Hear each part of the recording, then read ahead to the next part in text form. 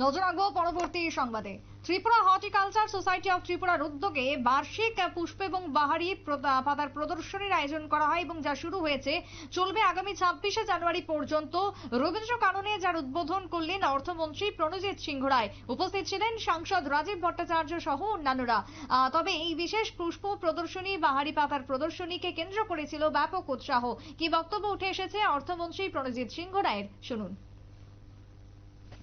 সেখানে অনেক বৃদ্ধি পেয়েছে বলে আমার মনে হচ্ছে।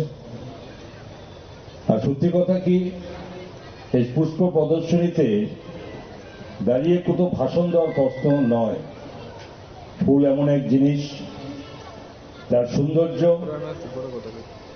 সমস্ত মানুষকে মোহিত করে। অতি দুশ্চিন্তাগ্রস্ত মানুষ যারা এই ফুলের সান্নিধ্যে আসে তাদের ওই মানসিক অবস্থার পরিবর্তন একমাত্র ফুলের সৌন্দর্যই তাদের করে তোলে।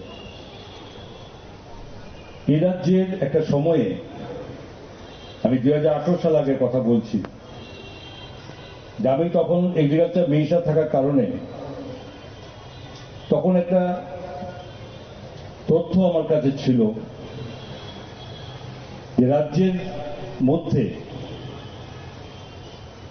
বহু কোটি টাকার ফুল রাজ্যের বাইরে থেকে আমদানি করতে হতো।